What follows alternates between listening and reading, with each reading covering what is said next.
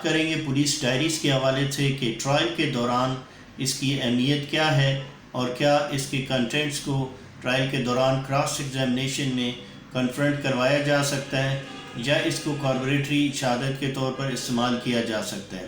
جیسا کہ سیکشن 172 اور اس کے پرووائزر 2 ضابطہ فوجداری اس کو ڈیل کرتی ہیں. وہ ایکسپلین کرتی ہیں کہ کوئی بھی پولیس آفیسر وہ باؤنڈ ہے کہ انویسٹیگیشن کی ڈے بائی ڈے پروسیڈنگ کو ڈیلی ڈائری میں انکارپوریٹ کرے اور جس وقت انویسٹیگیشن شروع ہوئی اور جب اس کا اختتام ہوا اس کے وقت کو مینشن کرے اور کیسے اس نے انفارمیشن حاصل کی, موقع پہ جا کر کیا ایویڈنس کلیکٹ کی اور کسی فیکٹ کو اسٹین کیا اور ایک گواہان کے 161 کے بیان ریکارڈ کیے, وہ اس کو انکارپوریٹ کرے. اور اسی طرح اس کی 172 کی پرووائزر 2 جو ہے وہ کورٹ کو انیبل کرتی ہے کہ وہ ڈیلی ڈائریز کو سینڈ کرے کسی بھی ٹرائل یا انکوائری میں جسٹ فار دا اسسٹنس. اس کا اور کوئی پرپز نہیں ہوگا اور نہ ہی کوئی ملزم یا اس کا ایجنٹ اس کو حاصل کر سکتا ہے, نہ ہی اس کو سی کر سکتا ہے.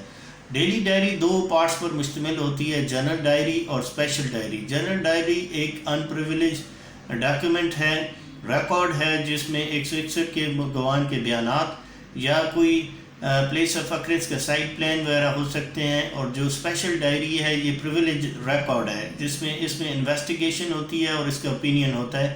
اس کو صرف کورٹ اسسٹنس کے لیے یا پبلک پراسیکیوٹر اس کو اسسٹنس کے لیے پڑھ سکتا ہے, دیکھ سکتا ہے.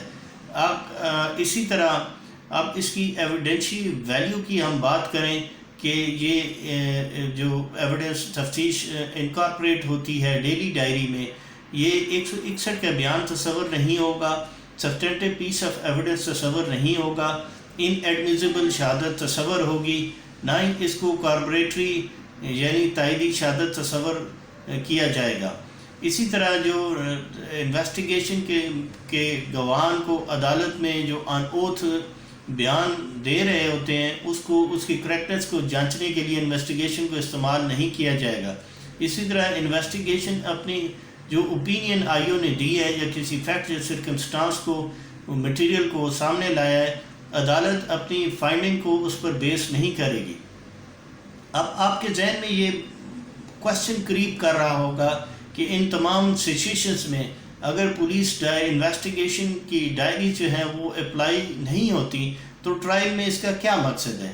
جیسا کہ in view of the bar contained in 172 CRPC ضابطہ جو فوجداری ہے اس کے بار ہونے کے باوجود لمیٹڈ پرپس کے لیے اسے عدالت استعمال کر سکتی ہے اور کسی بھی انویسٹیگیشن یا جو پریسائڈنگ آفیسر ہے وہ انکوائری یا ٹرائل میں وہ اسسٹنس حاصل کر سکتا ہے.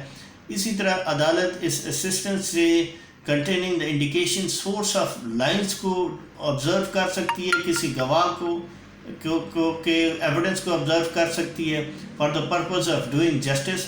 عدالت از خود اس تفتیش کو کنٹرڈکشن کے لیے 161 اور 145 آرٹیکل کے قانون شہادت کے پروسیجر اور موڈ کو اڈاپٹ کر سکتی ہے. آئی او نے کوئی اسٹیٹمنٹ دی یا جو کوئی بیان لکھا تو اس بابت, اور اسی طرح انویسٹیگیشن کو پرسیو کر کے کسی ریلیونٹ فیکٹ کو ڈیگ آؤٹ کر سکتی ہے.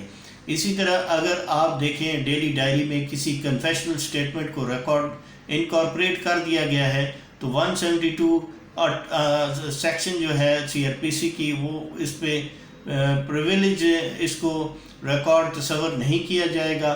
اور اسی طرح 172 پرووائزر 2 کسی بھی کورٹ کو انیبل کرتی ہے کہ وہ آئی او کو یا وٹنس کو ڈائریکشن دے کہ وہ ڈیلی ڈائری سے اپنی میموری کو ریفریش کرے اور عدالت میں بیان ریکارڈ کرے. جہاں پر آپ دیکھیں ایک رائٹ کریٹ ہو جاتا ہے. میں ایک ججمنٹ آپ کے سامنے ریفر کروں گا تاکہ آپ کا ویو کلیئر ہو جائے. یہ 2018 PCRLJ 553 ہے. اس میں کورٹ نے ہولڈ کیا ہے کہ investigation officer is not a formal witness as he is a person who had collected the evidence. اب investigation officer of the case could refresh his memory before recording his statement, and then it was the inalienable right of the accused to cross-examine him.